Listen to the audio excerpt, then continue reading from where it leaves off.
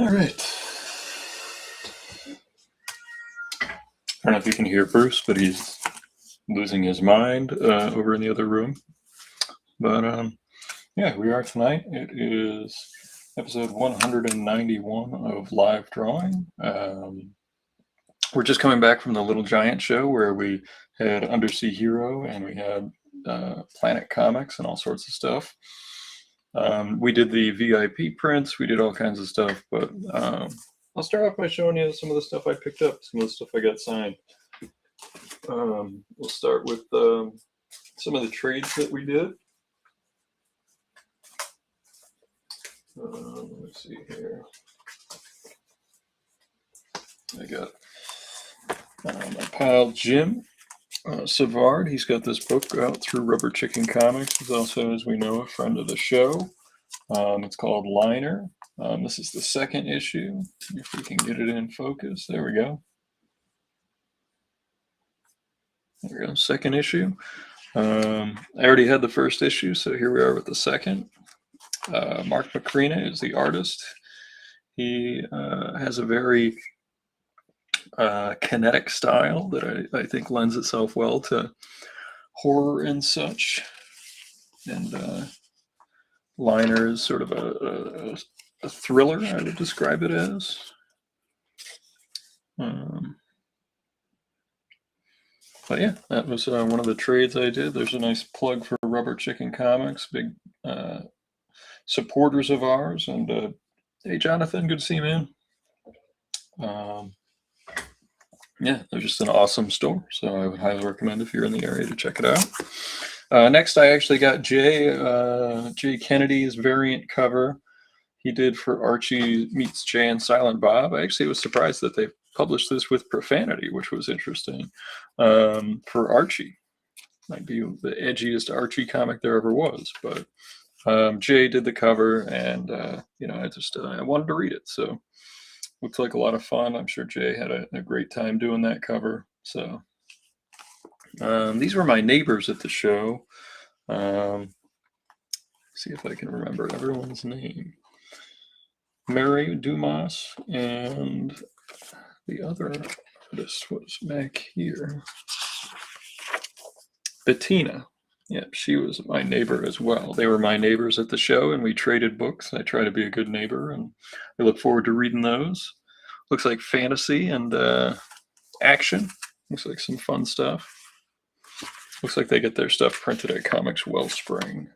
I don't know if they have an ad for them. Yep, there it is. You can tell by the feel of their paper. So those were the artist trades I made.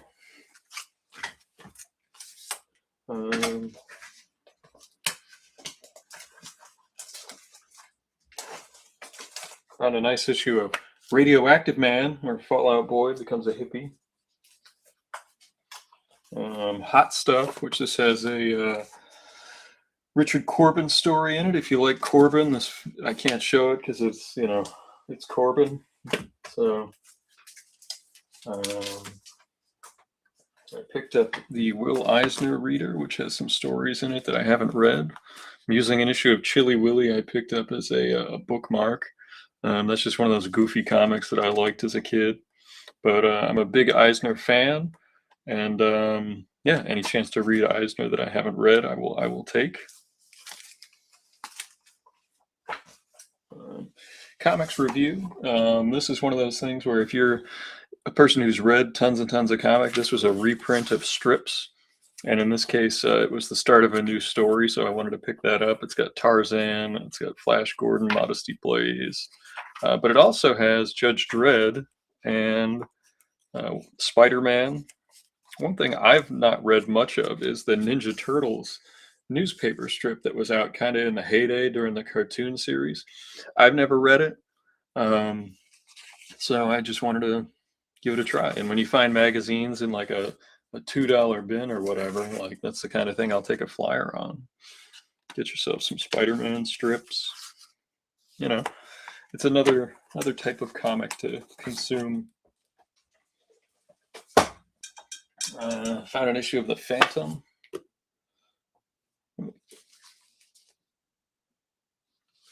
an issue of the Phantom from King Comics that I hadn't read. This one's Earl Phantom. No idea that that existed, so we'll give that a try. Undersea Agent. Thunder Agents was a book in the 60s that was put out by Tower, which Wally Wood was the editor-in-chief, art director, and the packager of these books, and they had different agents for all sorts of things, and this was their Undersea Agent. And I will buy anything that's cheap that has undersea anything, underwater. And this has some nice early Gil Kane art. He did one of the stories, and you can see this was in the 60s when he was starting to look like the Gil Kane that we all recognize. Before this, you know, he didn't use the moniker Gil Kane on everything. And you can see, especially in his early romance stuff, where he was still figuring things out, but you can see some of the classic poses. Yeah, Dread had a strip, so that was one of those deals, and I think it was done by, if I'm not mistaken, yeah, John Wagner, so the OG creator. So yeah, crazy.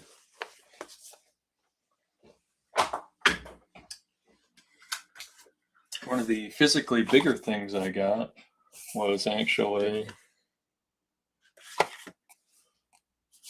the Conan the Barbarian Treasury edition of the Red Nails, which I did not have.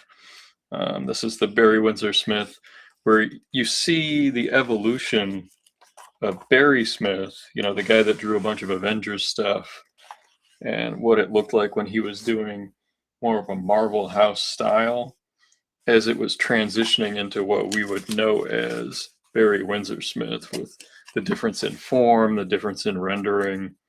The storytelling is very similar, but you can just see that he was definitely going for it with the way he rendered this stuff. So very cool to see. One of the best single images of Conan ever put pen to paper is this back cover, and seeing it in this size and in this style of reproduction, which has the original intended coloring. And it's one of the things I hate about recolored comics is that they are under this assumption that by this point, creators didn't know what the paper did to the colors. They did, and they accounted for it. And especially in something like this, it's just great to see it as it was originally colored versus the recolored re-releases that have come out over the years, in my opinion.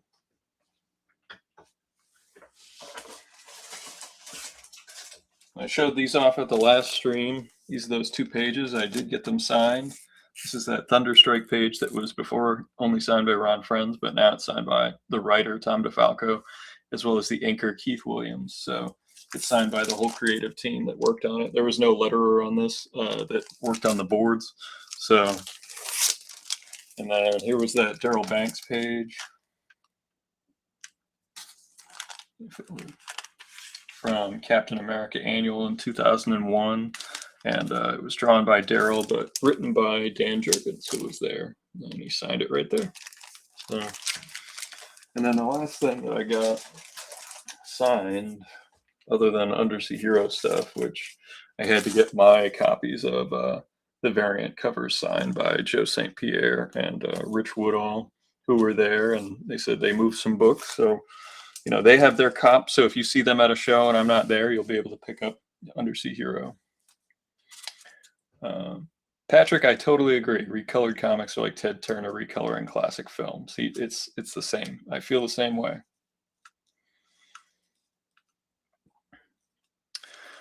This is my first comic book, and there were 2 people at the convention that had not signed it yet, and that was Tom DeFalco, who signed it right here, and Danny Fingeroth. And so far we have John Hebert, Danny Fingeroth, that is Howard Mackey, Tom DeFalco, Klaus Janson, Art Adams, Dan Panosian, Ron Garney, Walt Simonson, Renee Witterstatter, Al Milgram, and then on the inside, Joe Rubenstein signed it. So we're crossing off the list. There's still some people kicking around that I need to sign it, and actually at least one that I will get at Heroes Con. So that's that. That's the stuff I bought.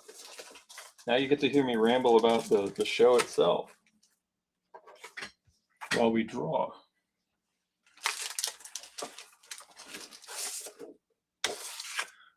Tonight I'm going to be working on. These are the last drawings I have to do for the Undersea Hero campaign. We've got a very large drawing of the Tick, and well, it's originally just the Tick versus Karate Kid, but because of the wait for so long for everybody, I'm upgrading everybody by giving them extra stuff. And in this case, I'm going to have extra Tick characters going up against extra Legion characters, with Tick and Karate Kid being the focal point. I think you definitely have to have Paul the Samurai involved, or any number of the characters. The Legion I never really liked. I read a bunch of it because people kept saying, you got to try this book. No, try this book. Try this book. And it just never hooked me. So I'm familiar with the characters. I've read the first few issues of every iteration, including the Olivier Coipel and the Mark Waid, and the Abnett Lanning was with Olivier, and the Giffen stuff. Okay, and then the other ones we have are watercolors. You have Cynthia, which is the host of DC's Witching Hour. I've got an Optimus Prime, and then I've got the Tick. Oh, of course. Like anytime it's and company, we just assume it's Tick, Cod, and company. But I was just thinking specifically because it's Karate Kid that the gag would probably be around Paul the Samurai. Maybe Paul's throwing him the breadstick or something. I don't know. But that's what we have left. We have shipped out some of the original pages, so those are on their way out. That was what the big post office box that everybody saw today. So that was for one of the big 11 by 17 pages, and we are over 70% fulfilled. So we're in the home stretch. And I was packing and boxing stuff last night. So even when I was dead tired, I was packing and boxing. So for Cynthia, for the horror host, I was thinking we needed like a castle. Put her in the foreground, maybe a cauldron. And then we give ourselves a nice like spooky castle. Hey Eric, good to see you, man. Hey, it was good to see you at the show. Nice to say hi in the real world.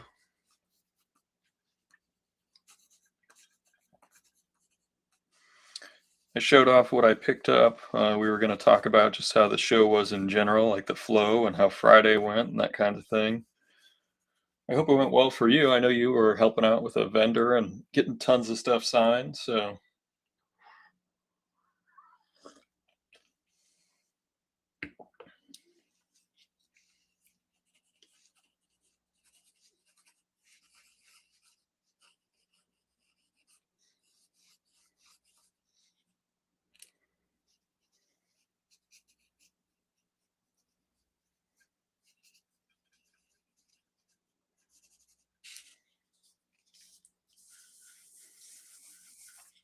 we do have reference for this character.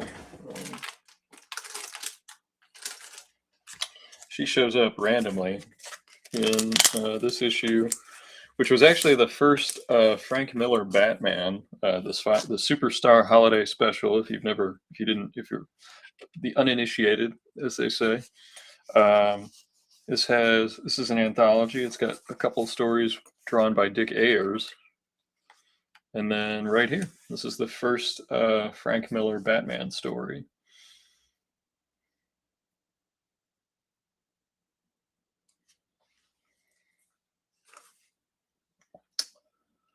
Crazy remarks by Sam. Customer spent $750 on cigs and remarks. Wow. Good day for Sam, I guess. But this is the first Frank Miller Batman story. It's a Christmas story written by Denny O'Neil, inked by Steve Mitchell. And if you know Steve Mitchell's stuff, it's very brushy. It has a very polished DC finish to it. Like he did some stuff all over, worked with like Pat Broderick and things.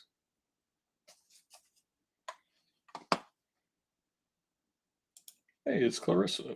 Did I ever watch the Defenders Marvel shows? If you mean the ones on Netflix, I did. Yeah, I enjoyed those. I liked Luke Cage. I liked Alias. I thought those were good. Uh, but yeah, with this being the first Frank Miller one, you can see kind of where he'd be going with uh, his look. But anyway, there she is. This is Cynthia. This is the horror host. These are the hosts from the Witching Hour. I was thinking about adding the other two, but this is like Cain and Abel too from House of Mystery, House of Secrets. But yeah, they kind of randomly show up in A Christmas Story.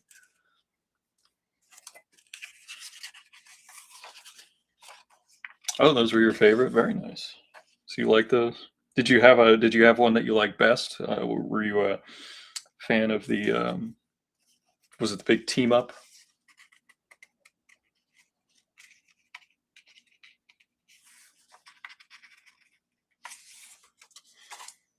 Let me just check one thing real quick. Oh, we're good.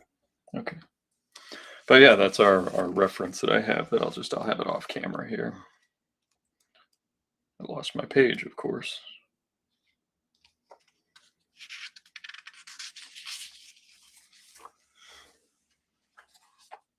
Yeah, 1941, one of Spielberg's very few flops.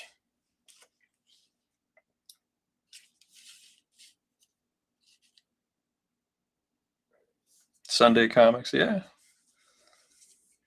All right. Let's,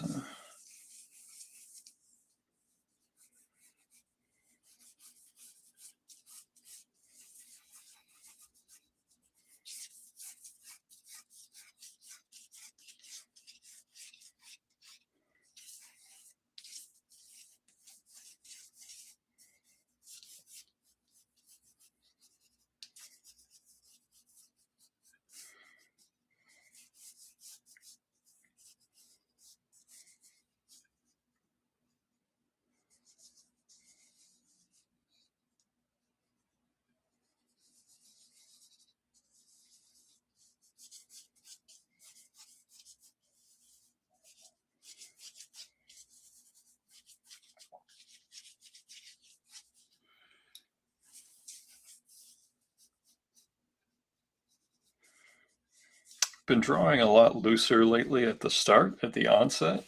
So that's why you'll see me using just the edge of my pencil.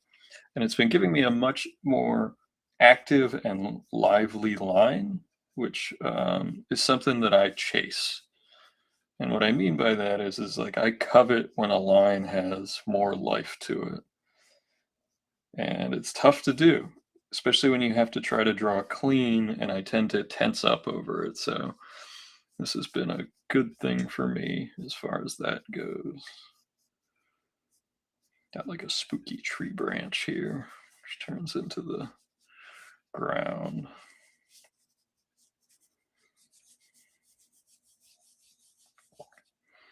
This is let's say our horizon line is in our upper third. So this is our horizon line right here. We're going to pick a vanishing point that's right here for our main point so that we can. I don't remember if she has the because she was originally designed by Alex Toth, and he tended to have what I would describe as like the leg slit, you know. Let me see if I can look up a reference on my phone. Alex Toth is one of my favorite artists of all time, and he designed this character initially for Witching Hour.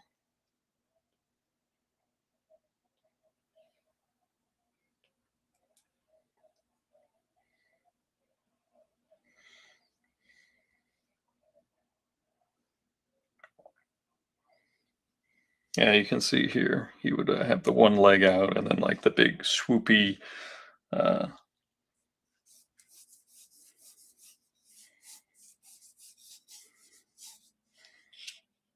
Alex Toth was just such a graphical artist, and he was such a good drawer that like he would draw in a way that see, and you don't want to have a straight line because straight lines are boring. So like her the way she's leaning over to the side like this, like the weight, the line of weight is right here, and we want to kind of go out and then in, away and then back towards it.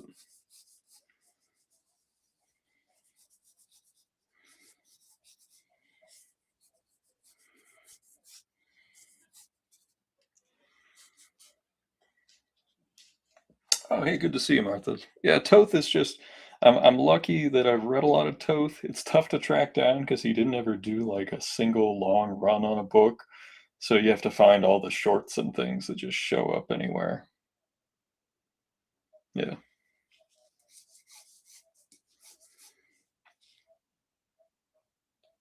and it looks like they modified her over the years, so there's some room for stuff. The one thing that's consistent is like her hair. So if we can keep her hair, there's a nice shot of the hair. You can see her hair, big hair. So gotta have some big hair. And this will end up being watercolored, so I'm gonna try to have room for color, even though it's a horror host. So we will try to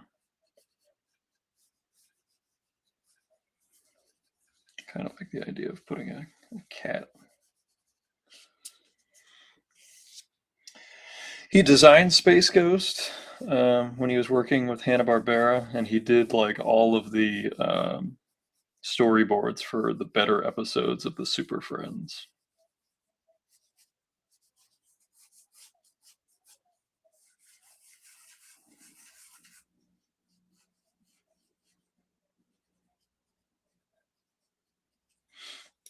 And there comes a point where I have to stop looking at reference because it'll make me compare my type of drawing to the reference too much. And it'll make me a little nervous. Like, oh, it's gotta look exactly like this. It does not.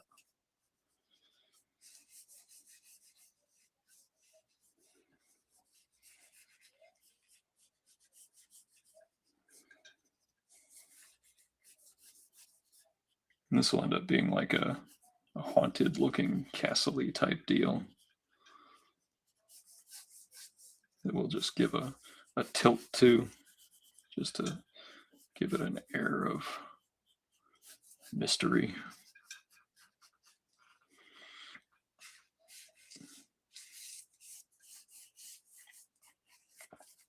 I think we have a good layout here. And then we have this tree branch here, and we don't want to conflict with it, but we can have some nice smoke coming out of the cauldron that'll be here.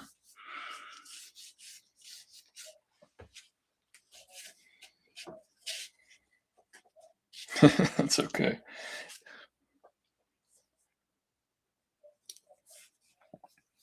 It's also just trying to trust myself with the perspective and the anatomy and making decisions. And at the end of a full day of work, it sometimes gets tougher to do that.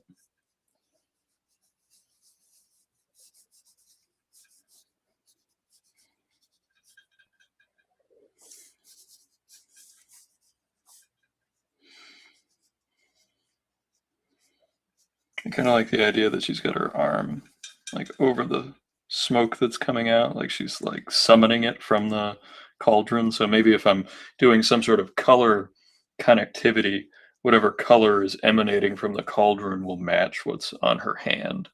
And then maybe it would also match like a single window that's lit in the castle that's back here.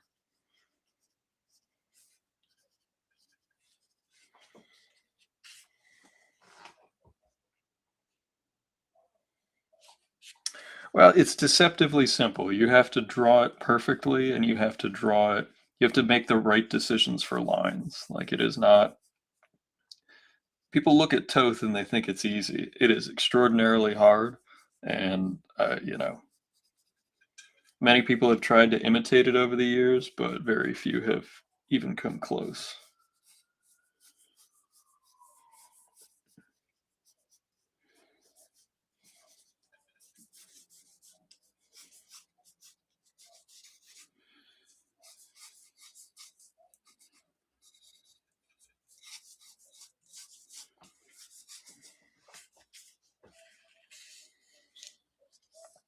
Part of the reason for that is the proportions, it's the composition, it's the movement, and it's just the clarity. So, like, when you combine all of those things, it looks done, but it if you look at, like, his pencil roughs, they'll look like this, and then he goes in and picks out the right lines that he wants.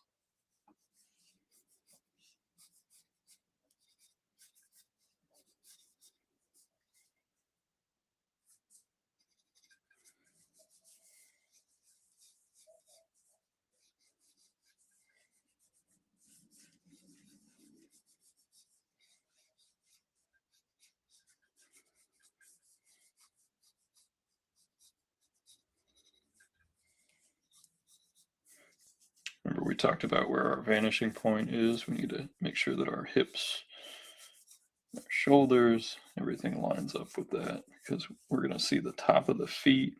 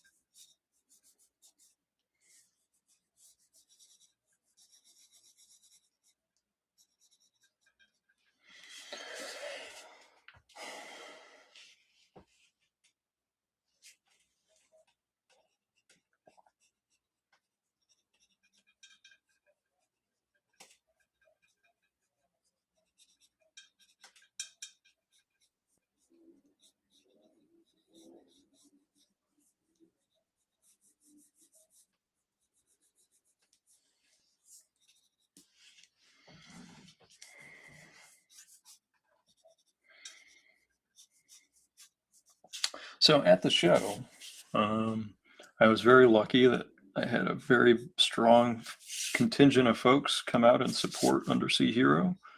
The book sold well.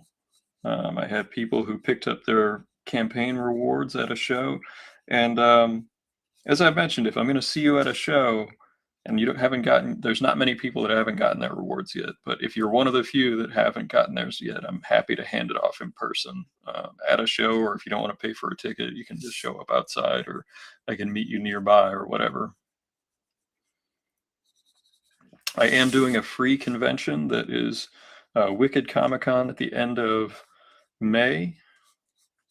But my next convention is CodCon, which is in Hyannis. It's at the Margaritaville. So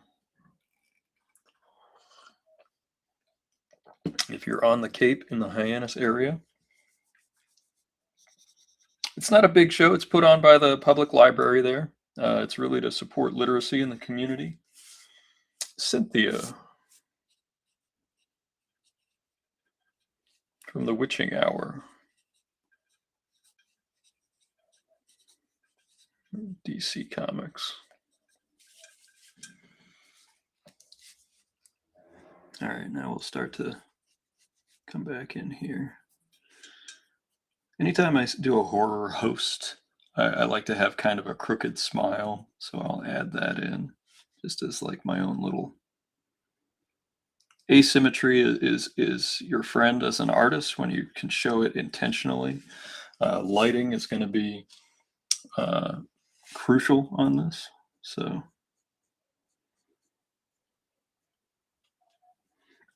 Alex Toth always drew like these tiny little noses on women. I tend to draw like what I would describe as more of a full nose. But we're still just roughing it in, so we'll start to bring in just a little bit. It looks like she has bigger cheekbones, so we'll push those out some.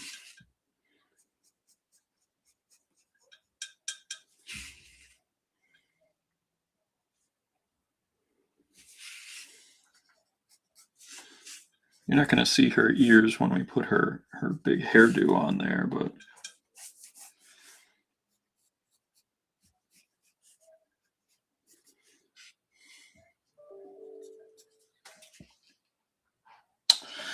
the VIP prints that we did of Undersea Hero were a smashing success. Anytime that you can get a in front of people like that with your work. And look, I bring receipts. I paid for mine.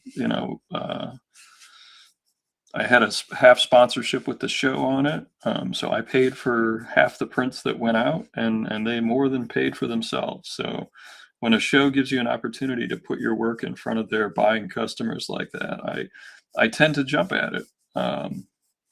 Not every little thing. Not like if someone says, "Oh, we want you to do, the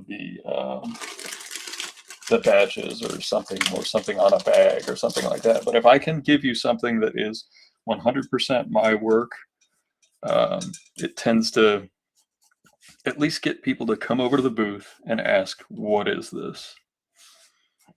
And I got to use my own characters. I wasn't asked to draw, um, Ninja Turtles or anything like that.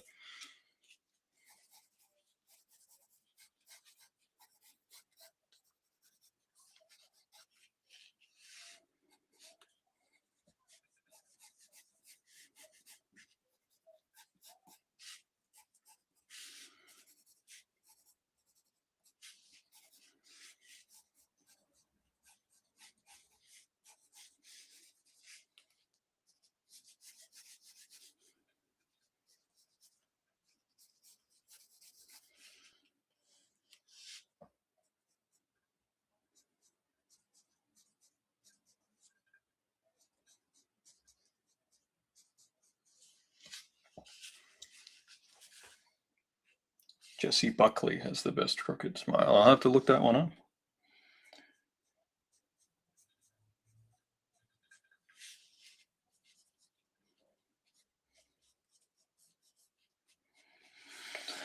I have added another show to the schedule. We've got CodCon, we've got Wicked, we've got Fan Expo Boston. We are doing Heroes Con down in Charlotte, but we will be, for the first time in my career, doing Granite State, which is the bigger show up in Manchester, New Hampshire.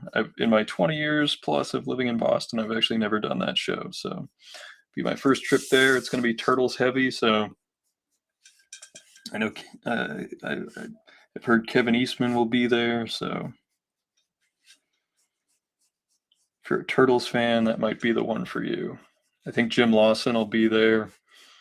A lot of the Mirage guys. Steve Levine, I think, will be there. Steve's awesome if you've never met Steve.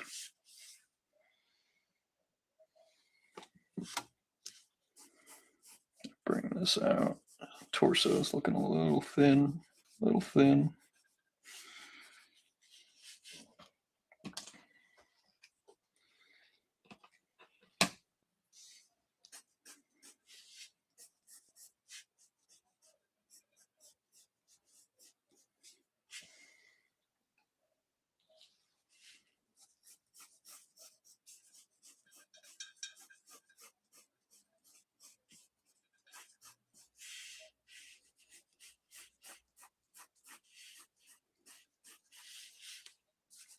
Lots of hair, big hair on this character.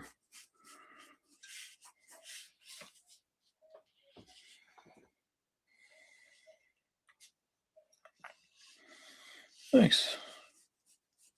She's a little tall, probably taller than she should be, but kind of got her hands summoning the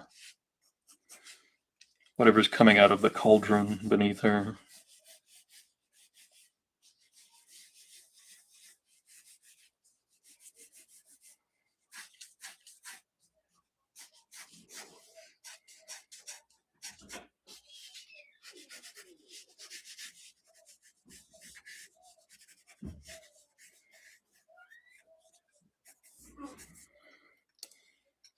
Does she have long sleeves? She does. She's got long sleeves on, so.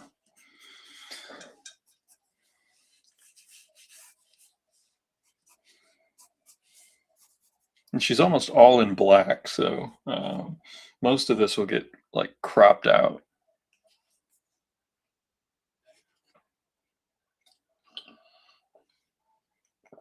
Favorite artist for portraits? I like a lot of art. I like artists that do some different stuff. I'm a huge fan of Thomas Hart Benton. Big fan of Benton. I know that he crosses over into the illustrative arts as well, but I would say that his stuff is really carried over into the fine art world pretty substantially. I like Anders Zorn. I like there's actually a great bot on what used to be called Twitter. And I really, if you ever saw my feed, it's almost entirely art. Um, and there's a Zorn bot that posts stuff all from like the what do you call it? The Isabella Stewart Gardner Museum. I guess it's not round. I guess it's a square window in the shirt, which makes it easier to just drop that a little lower. Got to get the angle of the sternum right because that's going to determine where the stomach goes, and then up, down, over. I think your hips need to be a little bigger. It's looking a little skinny.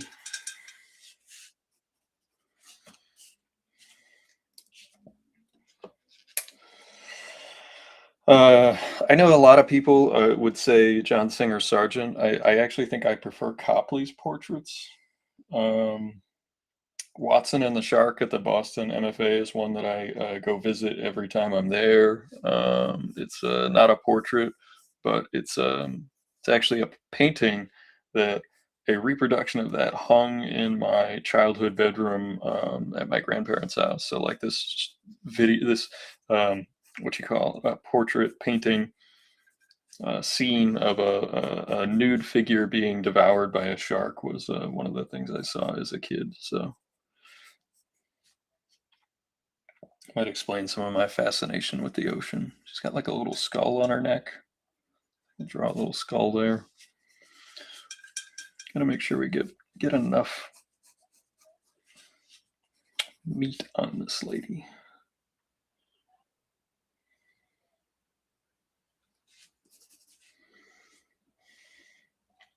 Just found out last week Christina Applegate is named after a woman in Wyeth. Oh, I didn't know that. Yeah, there was actually I was watching Antiques Roadshow. That would be a shocker to precisely no one. A person who was one of the last models that Wyeth, Andrew Wyeth, ever drew, brought a sketch of himself that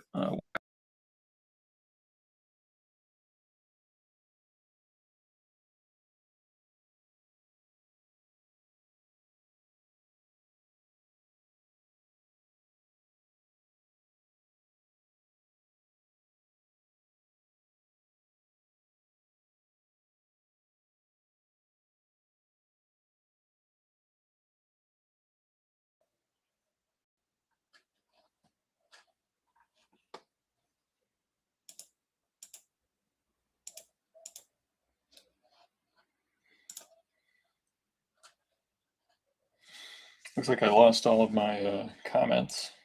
Let's see if anything comes back. Okay, yeah, yeah. All the if I missed your comment, I apologize. For some reason, my internet decided to kick me off for a second. So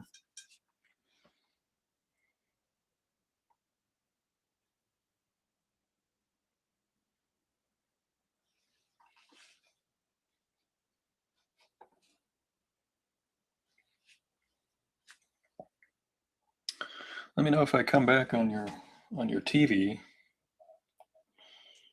There's a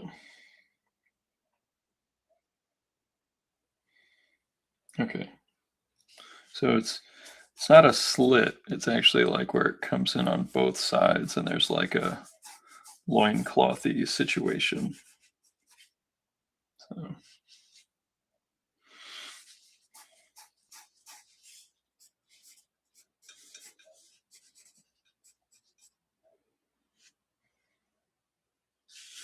yeah, we got lucky last week. There was very little difficulty.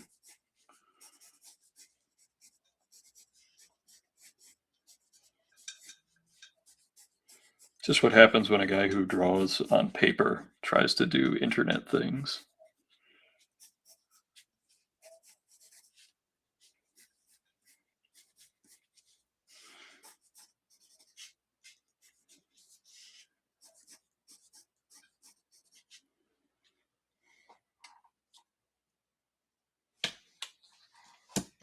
That's because you're on your phone. That's even harder.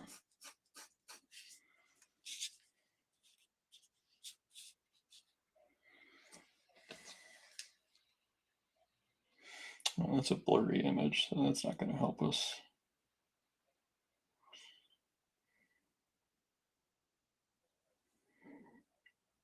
Let me see if we can. It's very exciting watching an artist look for a character reference on his phone. I'm certain of it. Oh, there's John Byrne on Cynthia. There's a full length one. On this one, it's just a leg. I don't know.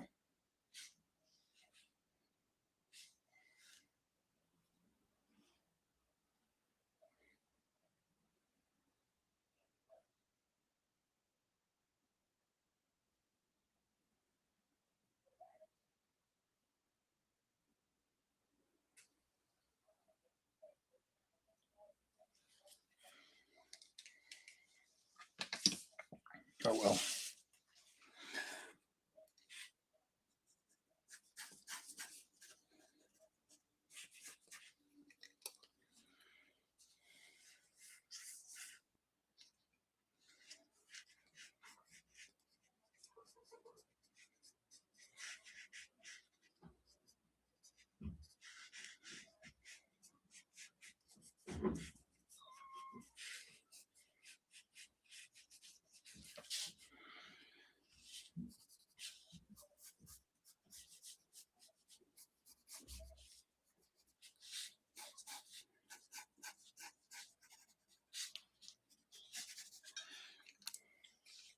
All right, if we're going to put a moon, we're going to be real cheesy with it. We're going to put like a big light source right here of the moon. So it'll make our lighting a lot easier on the all black. So if it's right along the edge.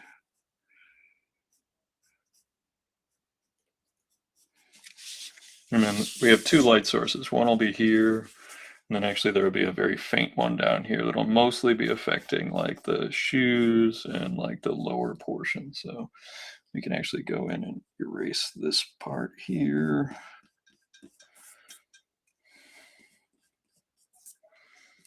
There we go.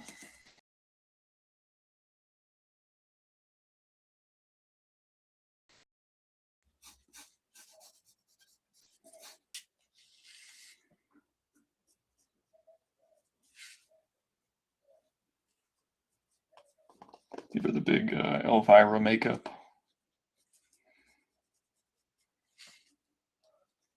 Or Vampira, depending on your age bracket.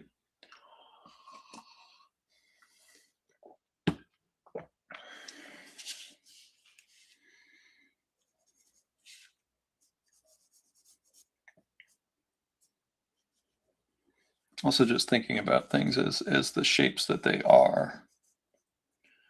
So you have to think about how the rendering would be affected by its placement, and there'd be a little bit more on this part of the arm. Because if we spend all this time developing too much of the artwork here, we will lose some of our line, which we spent a lot of time, and then there's going to be just a little bit of rim lighting along the edge. And there'll be some there that comes down like that. And then this will all be black, black, black, black, black, black. And then as we come down to where the cauldron is, there will be a little bit more light. Black all that out. Black, black, black.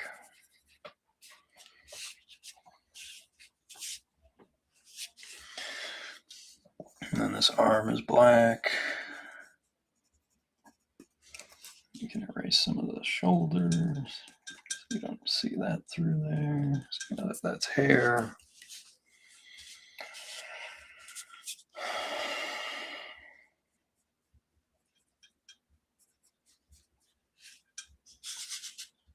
Yeah, exactly. It's similar in using like the same sorts of tropes and of the genre. Reminds you of Castlevania.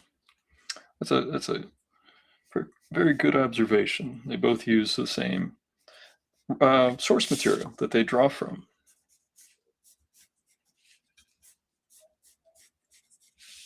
Anytime I can make like a weird organic shape instead of a mechanical man-made one for something like this, I think it adds to it. This would be made out of like wrought iron or something.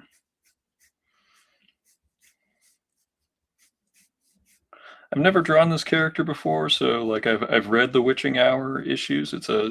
I've read a lot of horror anthologies over the years, and I've actually gravitated towards them as I've gotten older, just because um, I don't read as many superhero comics as I used to. And when I do, and this is actually one of the things that like I talk about when telling people like at Little Giant about Undersea Hero, is that when I engage with that material, I have a hard time taking those stories too seriously now at this point in my life. So like if I can either comment on it with satire like I do with Undersea Hero, or do something that challenges it, that's what I would rather do. I think I have options for that, but when I think about it, that's the one of the most annoying things to draw is chain, just because you have to do it in perspective and stuff. I'm going to kind of fudge it here by doing instead of empty loops, I'm just going to do silhouetted loops, and then I'll go in with like a little bit of white and highlight it.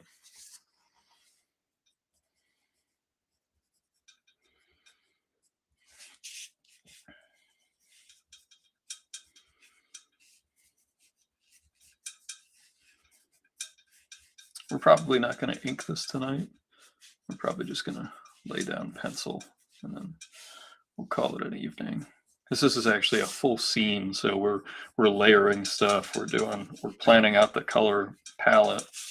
I think that it'll just be a warm orange and probably like a red magenta sky, and then from here like a mint off white green that comes here to I guess we should pull it back. Like it is the classic thing. We should pull it across, but it can look like it's alive, so we can move it around, and the smoke can carry us through with the green, because that's thinking about the color at this point is crucial. When you don't plan the color from the onset, like it looks haphazard, or even when you're a trained artist, like if you don't plan your colors early on, a color can't save a bad drawing, but bad color can kill a good drawing. And I firmly believe that. That's a saying. I did not invent that. It's just something that people say. We'll have some rocks here. We've got to finish our little. I actually think we're going to reverse course on the. Maybe not, because we've got a lot going this way. We need something to bring us back. So I think, yeah, we are going to reverse course on that. So we're going to make the tree branch come back the other way, so we can have some nice roots, coming out of the ground, and that'll give us some nice texture.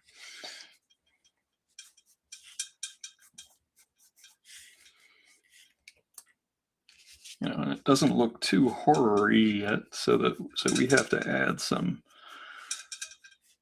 skulls and things like that. We'll have the bats coming out of the belfry like the trope should be, and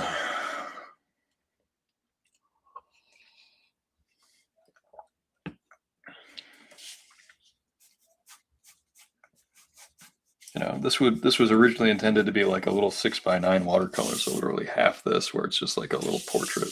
So that's the upgrade for having to wait so darn long for me to get this stuff done, is full size, full figure, background.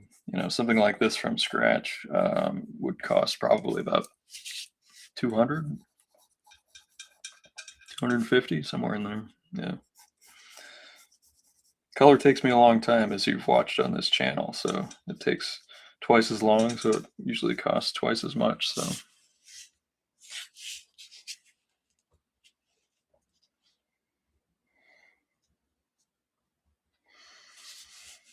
I mean, the flexibility is nice, but to be honest, like, there's nothing like having a finished color piece that you're proud of.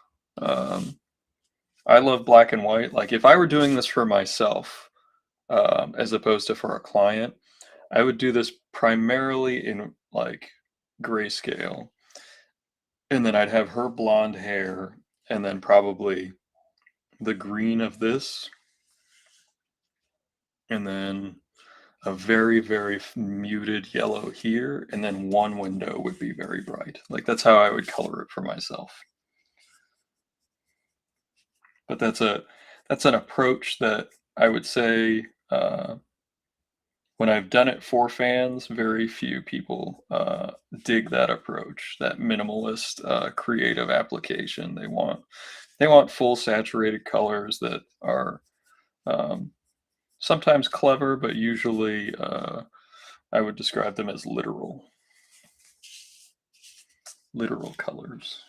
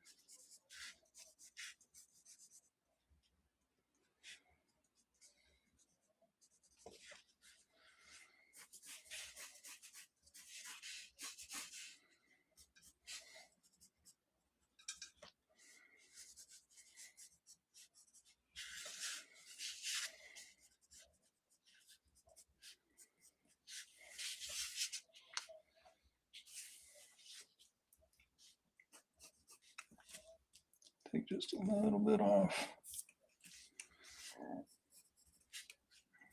It's the leg. Okay. I think we're okay.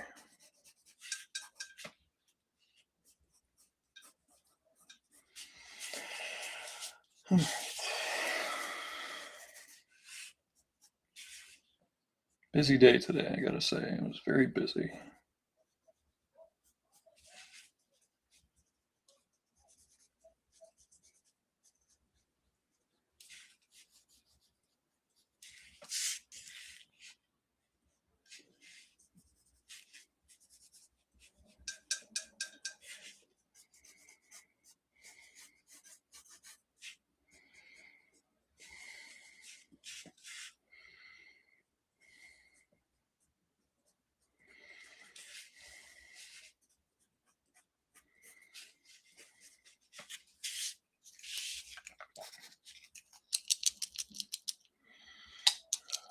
It is 9 o'clock. I can tell because I get tired then.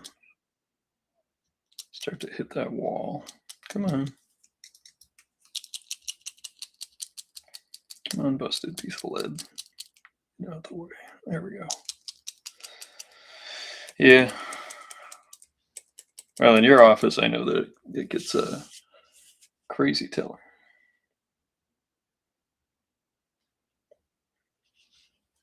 Hey, that's great news. I was talking about Dimebox at uh, Little Giant with some folks. So I think Jay Kennedy will do something for us. So I am as well. Some people have told me that they use this show as like an ASMR fall asleep thing. But I've heard people say the same thing about Bob Ross, so I take that as a compliment.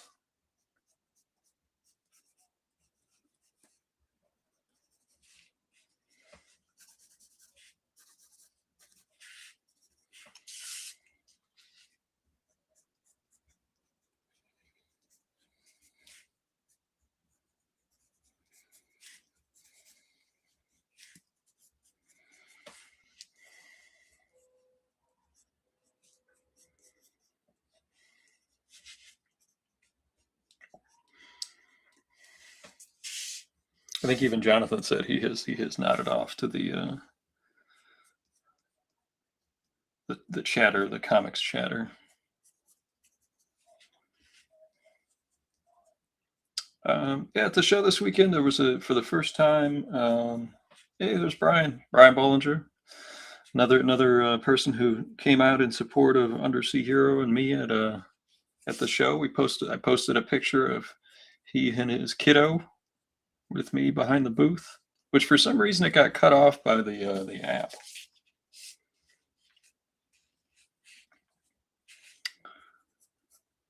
So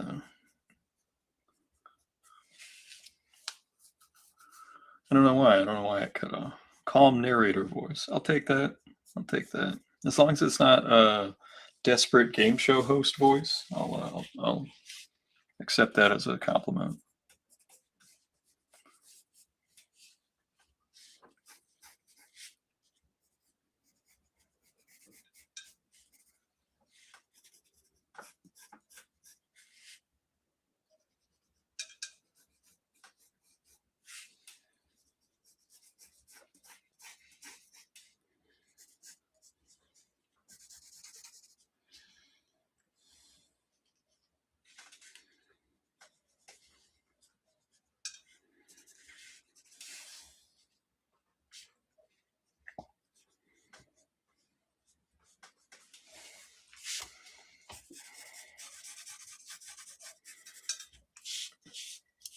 Here's our tree branch that she's leaning on. We'll add some Spanish moss hanging down from it, so that gives it some spooky to it.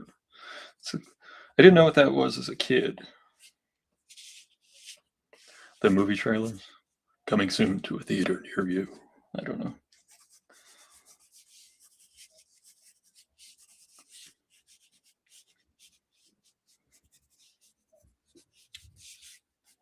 I do have one friend who does the voiceover stuff, and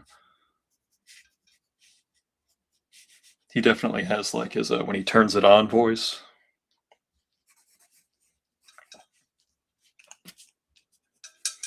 I could probably narrate like a PBS documentary. And in time, the crops had failed. Distress was had on the Great Plains. And that is the story of how Christmas came to Youngstown, Ohio.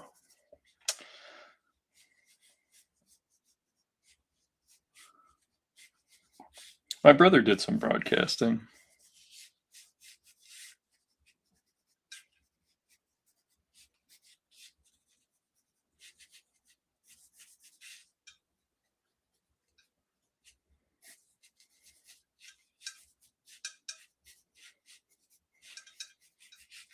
I've kind of accepted at this point that I do a lot of my drawing process with the pen, and that this is just setting me up to do that. I don't know if I have my circle template with me.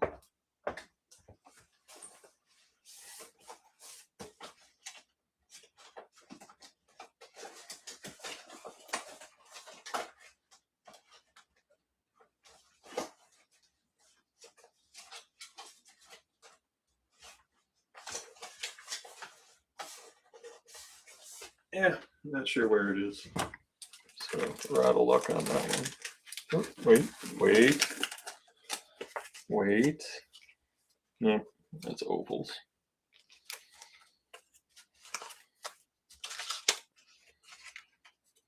Yeah, no circle template, so we'll just wing it. That's all right. We're not needing to do any definitive lines tonight. We're just chunking out what we think fills up the space well.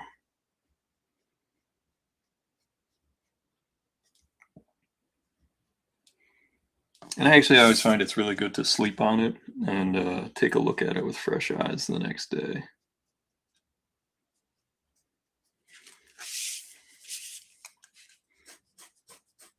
This hair come forward. We can exaggerate the cheekbones without having to match them up. So that's a little artist trick right there. Little trickery.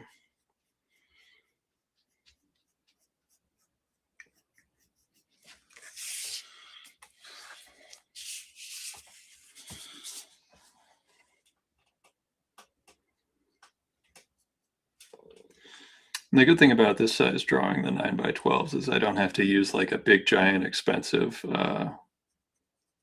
cardboard mailer. I can just put it in a reinforced envelope between two pieces of cardboard, and I usually put it in a top loader too. These fit inside those Treasury Edition bags and boards, which is great.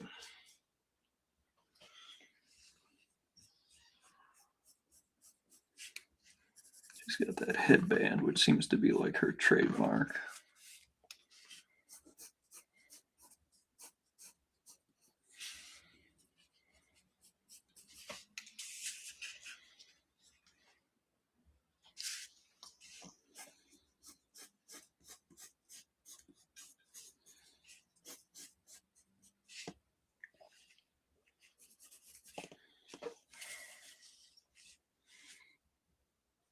If we can show just a little bit of her neck above the collar portion of her dress, I think it would be a little bit more dynamic.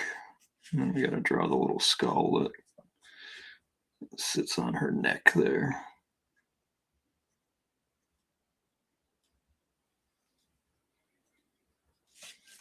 Little skull.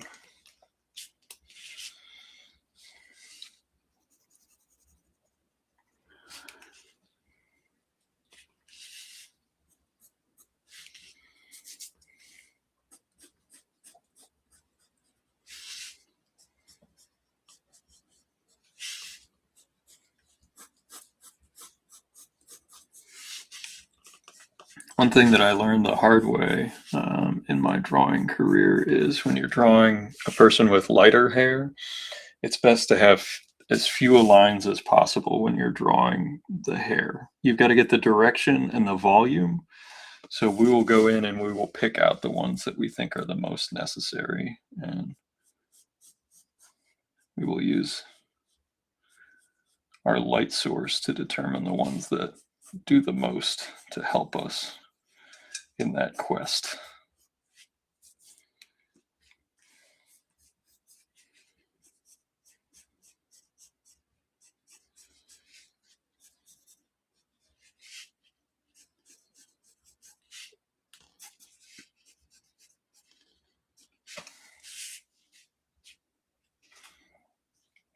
This hand's easy because she's just kind of putting her weight on the tree branch.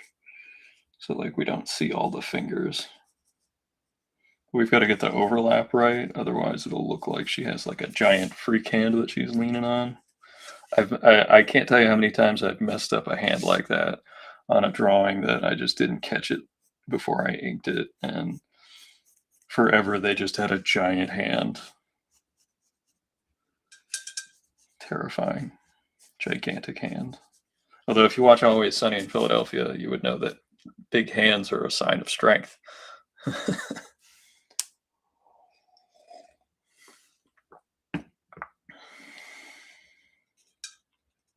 Or is it Charlie's uncle that wears like the big fake hands?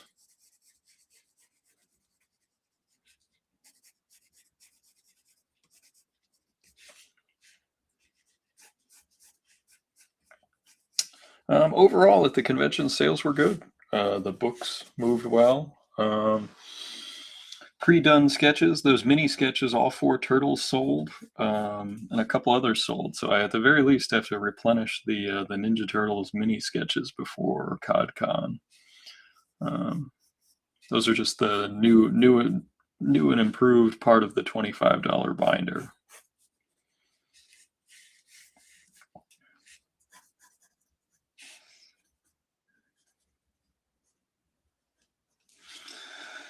Yeah, I mean, and one thing I'll just say in general is that since we've gotten so much of Undersea Hero done and that project out the door, I've started to like drawing more again. There was a time when it was really work, like work.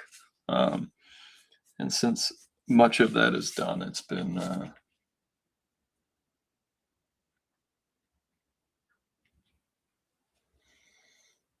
hey, you're welcome, Brian. Wicked Con, I did the first 2. The first one I did great, the second one not as well, so I took a year off.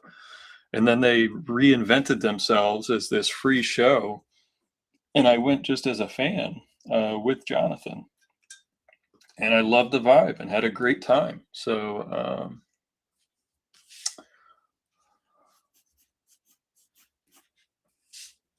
I reached out to him to get a table, and I bring the receipts here. So they didn't give me a free table. I paid for my table. Um, I'm hoping the weather's good so I can just hop on the train and take that straight in for the show that day. And yeah, that's what I'm hoping.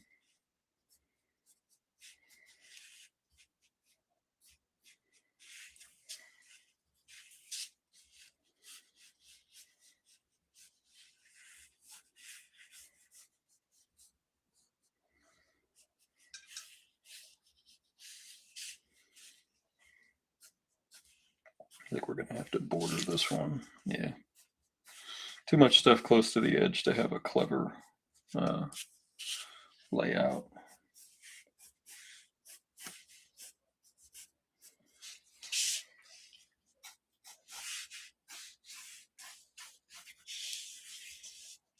Yeah, I mean, I drew every day, but it was just, and I still do, and would continue to do so. But it was work. It was work. And I've got a bunch of short stories. I was actually talking to the Iron Face guys again. So, we're trying to figure things out. I've got the plot for the next Undersea Hero in progress. I'm talking to a couple of guys about doing variant covers. I'm still trying to decide if I'm going to do another Kickstarter. I mean, I don't think I will do it if it's not done, but maybe if it's done and it's just a way to promote that it's available, maybe I would try that. Um, but I don't think I would do the kickstart it before it's finished ever again in my life. If I can at all avoid it. This will all be in color, so I'm not going to ink this portion that you see that I'm filling in right here, but it is helping me just to see where we're at. Because like I said, I want like a rich, like red sky.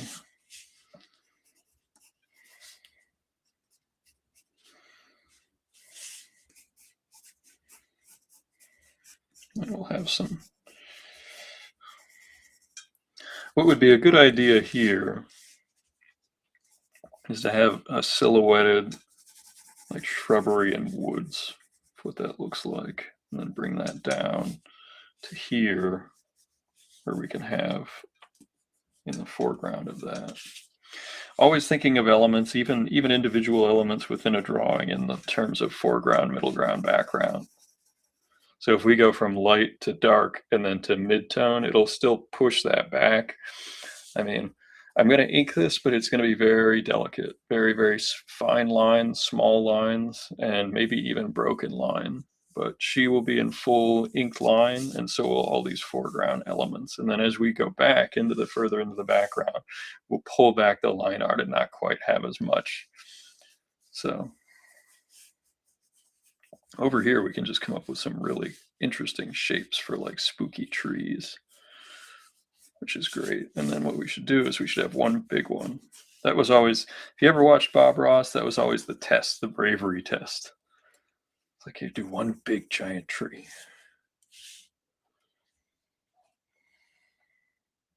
Yeah.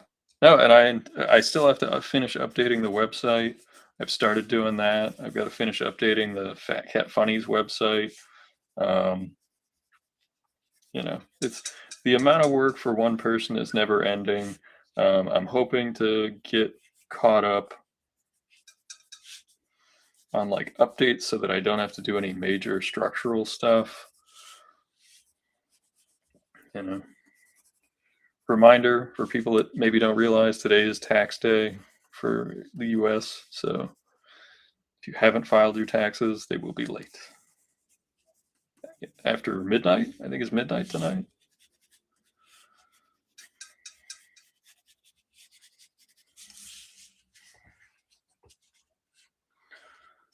There'll be some shadow on this side.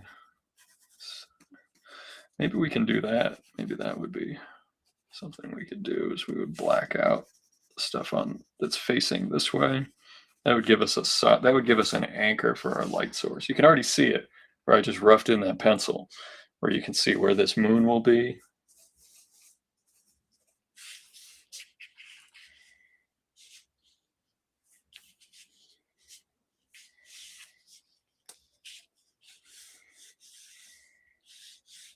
I think that's more than enough stuff going on. We're going to have plenty to render here. I do have to do a better job. I don't know if you've seen my drawings lately. I have not been leaving room for myself to sign my name. So I just kind of like force it in someplace. Put some of those mushrooms that Bernie Wrightson drew on everything on this tree.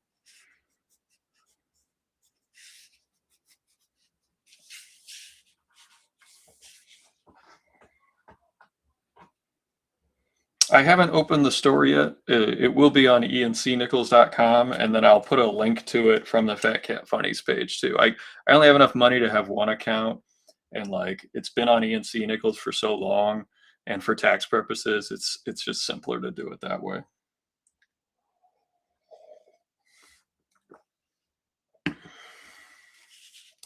I know I wanted to have that up by Little Giant, but with everything going on, it just was not possible. So.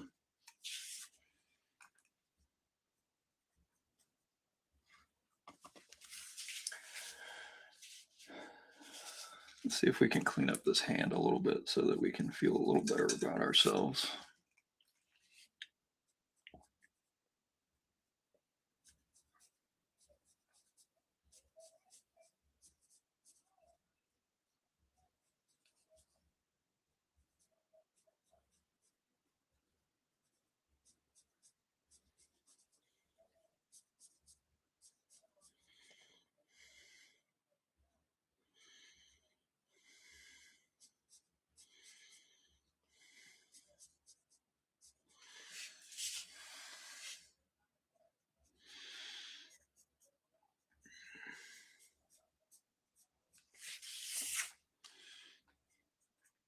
Right here, that's this part, the top above the palm, right there.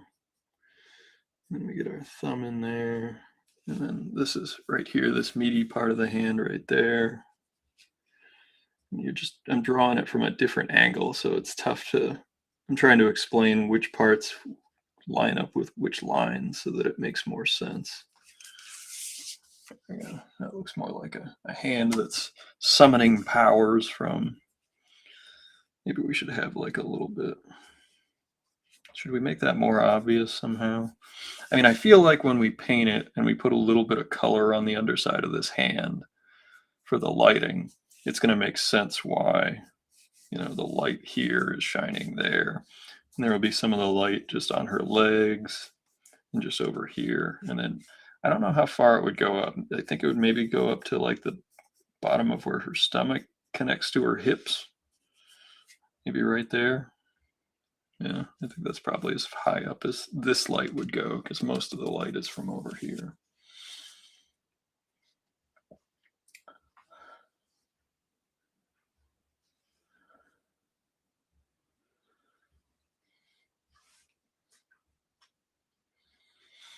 Yeah, I do. That's my one piece of professional tax advice I give fellow creators is to hire a tax professional, even if it's just going over to H&R Block. I it will pay for itself if you are an artist who sells work, because they will tell you what papers to save.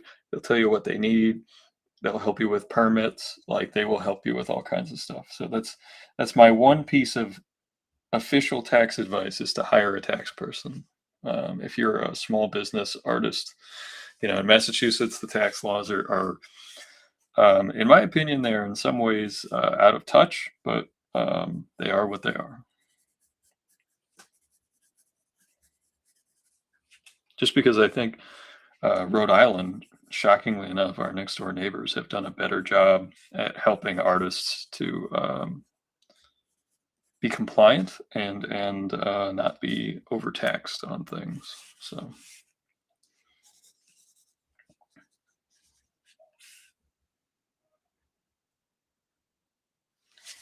Yeah, I've got your Jan piece. I got to get up on the website.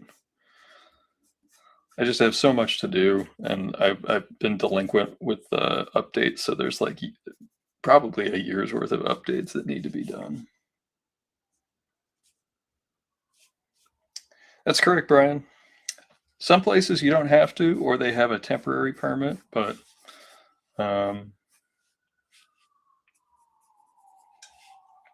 each state is different. They all have different requirements, and it helps having some help sorting that out. I actually got to figure out the North Carolina situation. I'm hoping I'm hoping they either have a temporary permit or they have a tax person show up at the show, because it's one of the biggest shows in the country, and they've been doing it for years. So in the same place, so they know what's going on.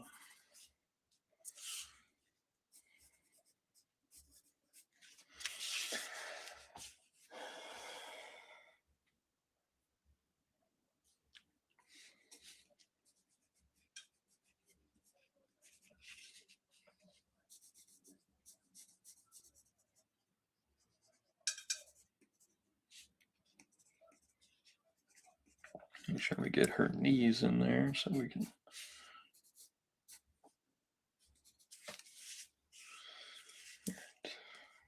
erase some of that.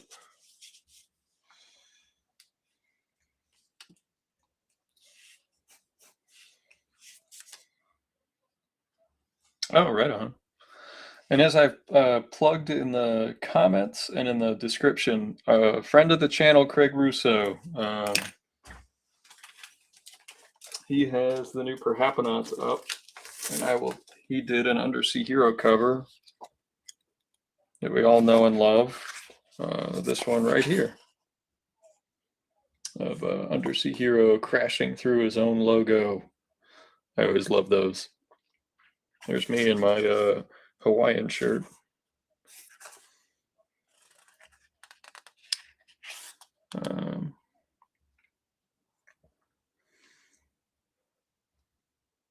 But yeah, Craig's new edition of the Perhaponauts is on Kickstarter now. If you have not read it, it's an awesome all ages uh, adventure monster hunting book. And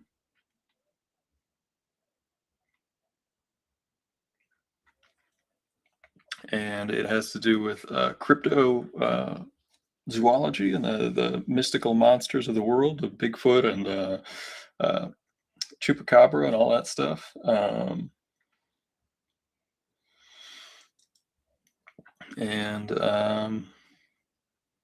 Yeah, it's fantastic. He's had tons of guest artists work on the book, but I think this edition is all Craig doing the artwork. Todd DeZago, who's the writer, worked at Marvel. They both worked at Marvel, DC, everywhere over the years on Spider-Man, Batman, all sorts of stuff. Todd DeZago's the writer, and yeah, it's just a lovely book. If you haven't checked it out, great guys, and I can't say enough nice things about Craig and those folks. So.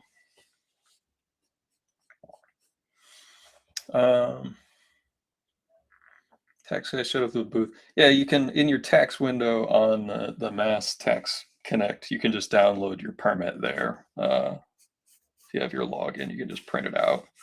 I don't always bring it with me to shows or whatever, but I can get to it and send it to people if they need it. So.